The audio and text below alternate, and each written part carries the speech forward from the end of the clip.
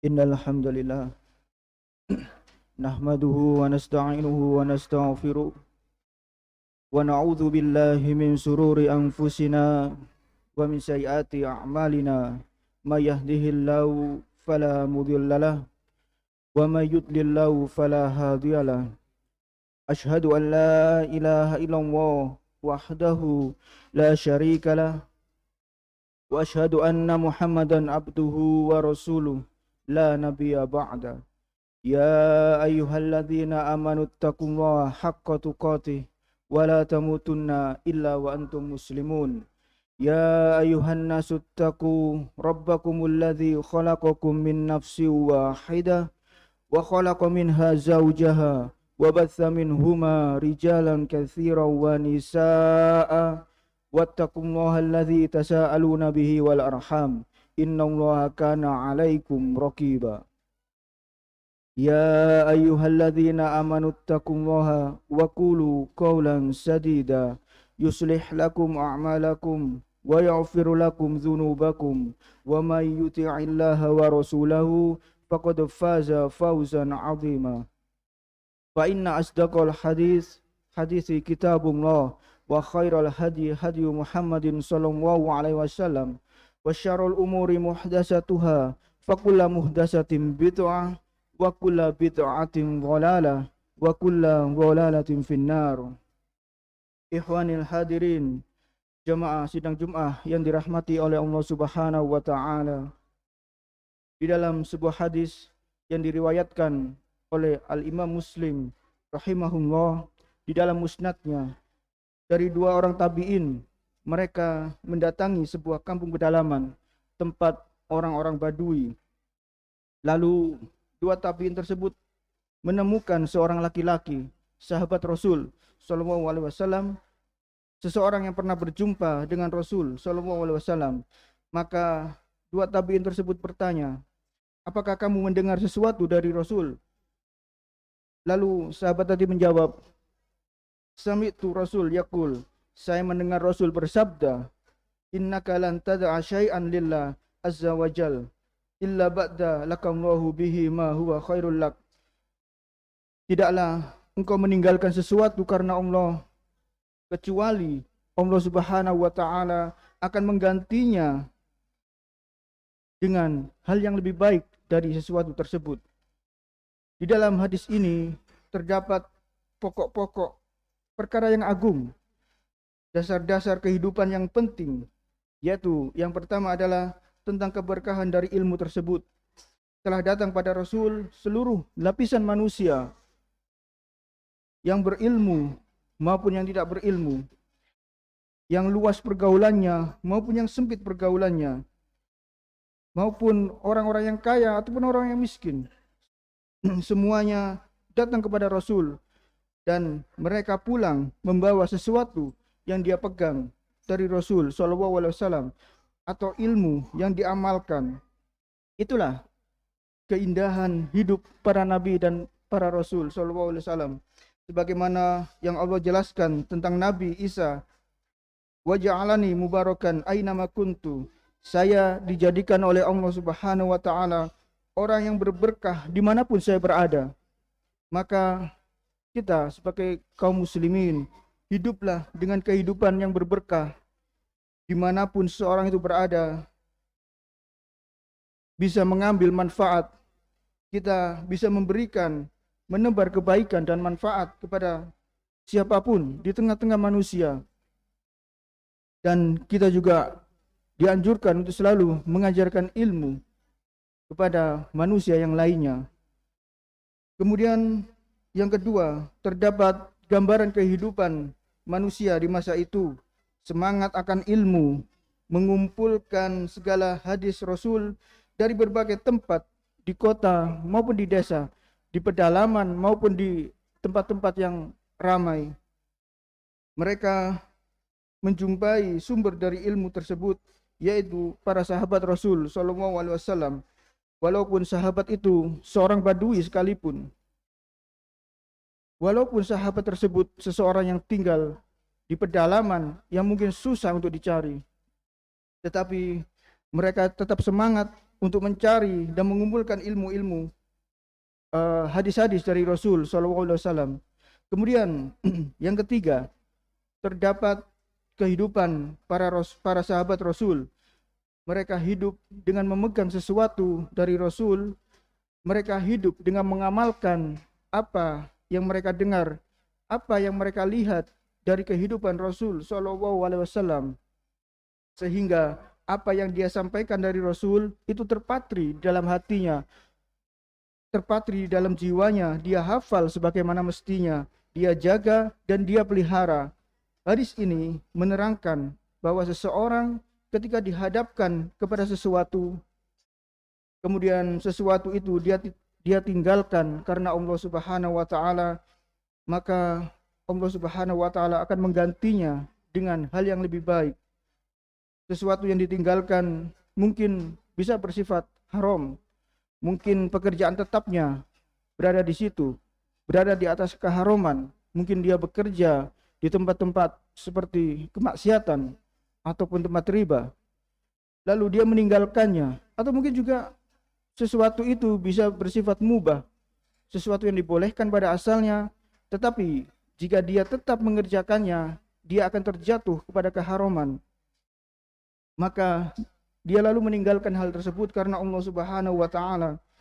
Maka Allah menjamin, Rasul sallallahu alaihi wasallam menjamin di dalam hadis riwayat Imam Ahmad dengan sanad yang sahih, illa baddalakallahu bihi ma huwa khairul lak, kecuali Allah akan menggantinya dengan yang lebih baik. Allah Subhanahu wa taala akan menggantinya dengan sesuatu yang lebih baik dari yang sebelumnya. Ketetapan di dalam syariat yaitu siapa yang meninggalkan sesuatu karena Allah, maka Allah pasti akan menggantinya dengan sesuatu yang lebih baik segera, baik di dunia saat ini maupun di akhirat kelak. Dia akan diganti dengan Allah dengan sesuatu yang jauh lebih baik. Wa may yattaqillaha yaj'al lahu makhraja wa yarzuqhu min haitsu la yahtasib. Barang siapa yang bertakwa kepada Allah, maka Allah akan adakan untuknya jalan keluar, dan ia akan diberi rizki dari arah yang tidak pernah dia sangka-sangka. Kemudian di antara pokok pelajaran dari hadis yang mulia ini adalah terdapat keikhlasan, sebab dia meninggalkan sesuatu tersebut karena Allah Subhanahu wa taala. Karena segala sesuatu itu disyariatkan harus dilakukan untuk Allah, karena Allah. Sesuatu itu bisa bersifat perintah Allah, bisa juga bersifat larangan dari Allah Subhanahu wa taala. Karena apa yang dilakukan untuk selain Allah itu pasti akan tertolak. Allah Subhanahu wa taala berfirman di dalam hadis qudsi, ana aknas syuraka an syirki. Aku tidak butuh dengan sekutu. Siapa yang berbuat kesyirikan dengan selainku, maka aku akan meninggalkan dia dan kesyirikannya. Ketika dia meninggalkan sesuatu karena Allah, maka Allah akan menggantinya dengan yang lebih baik. Ma'asyiral muslimin rahimani wa rahimakumullah. Terdapat pula di dalam hadis ini hal-hal yang dianjurkan di dalam syariat, perkara-perkara yang diberikan dalam tuntunan agama itu ujungnya kembali kepada kebaikan kita semua. Sebab agama ini datang untuk mewujudkan maslahat. Agama ini datang untuk menghilangkan mafsadat atau menguranginya. Karena itulah tuntunan-tuntunan ini datang untuk menghilangkan hal-hal tersebut. Syariat ini berputar di atas hal ini di dalam mewujudkan maslahat atau menghilangkan mafsadat dan menguranginya. Semoga Allah Subhanahu wa taala menjadikan kita semua orang-orang yang tunduk kepada perintah dan apa yang dituntunkan oleh Rasul. Semoga kita semua termasuk ke dalam orang-orang yang menapaki apa yang diajarkan oleh Rasul sallallahu alaihi wasallam. Aqulu qouli hada wa astaghfirullah innahu huwal ghafurur rahim.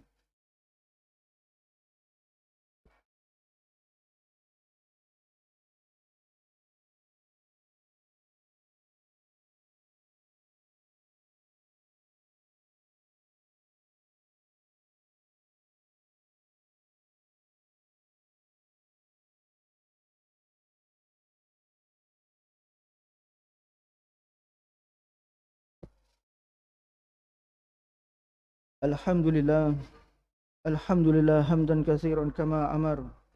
Asyhadu an la ilaha illallah wahdahu la syarikalah wa asyhadu anna Muhammadan abduhu wa rasuluh wa ala alihi wa ashabihi wa man tabi'ahum bi ihsanin ila yaumiddin. Amma ba'd. Ibadullah, kaum muslimin rahimani wa rahimakumullah. Di antara pokok pelajaran yang paling besar dan paling berharga dari memahami hadis-hadis Rasul adalah memetik darinya jenjang-jenjang penghambaan, pokok-pokok serta kaidah-kaidah ibadah kepada Allah Subhanahu wa taala.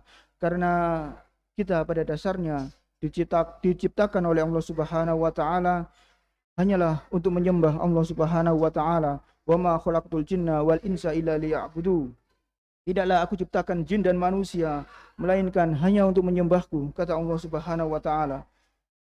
Dan jenjang-jenjang penghambaan dari hadits yang mulia ini terdapat keikhlasan karena Allah dan terdapat mencocoki perintah-perintah Allah, mengambil apa yang diperintah dan meninggalkan apa-apa yang telah dilarang oleh Allah Subhanahu wa taala. Dari pokok-pokok penghambaan di dalam hadis yang mulia ini adalah tunduk dan pasrah, berserah diri kepada Allah. Apa yang dilakukan, apa yang ditentukan oleh Allah Subhanahu wa taala, apa yang ditakdirkan oleh Allah Subhanahu wa taala di kondisi dan keadaan apapun, baik itu susah maupun senang, dia terima. Dia ridho kepada Allah Subhanahu wa taala akan ketetapan Allah tersebut. Maka itulah makna seseorang meninggalkan sesuatu karena Allah. Dan dia meninggalkan sesuatu itu karena niat lillahi ta'ala. Dari pokok penghambaan dan keimanan adalah keimanan kepada takdir Allah Subhanahu wa ta'ala. Dan seseorang mengambil sebab-sebab di dalam hal tersebut, tetapi dia imani seluruhnya. Dia imani seluruh hal tersebut karena Allah Subhanahu wa ta'ala. Sehingga disinilah keimanan itu akan diuji oleh Allah Subhanahu wa taala. Summa iklamu rahimahullah, innallaha amarakum bi amrin bada'i bi nafsihi wa sannabi wa malaikatihi musabbihi bi qudsi. Allahumma sholli ala Muhammad wa ala ali Muhammad kama shallaita ala Ibrahim wa barik ala Muhammad wa ala ali Muhammad kama barakta ala Ibrahim innaka Hamidum Majid. Allahumma inna nas'aluka ilman nafi'a wa rizqan thayyiban wa amalan mutaqabbala. Allahumma firli wa liwalidayya warhamhuma kama rabbayani shaghira. Rabbana dhalamna anfusana wa illam taghfir lana wa tarhamna lanakunanna minal khasirin. Rabbana atina fid dunya hasanah wa fil akhirati hasanah wa qina adzabannar wa qina adzabannar wa qina adzabannar. Subhanaka Allahumma wa bihamdik asyhadu an la ilaha illa anta astaghfiruka wa atubu ilaik. Qimis shalah.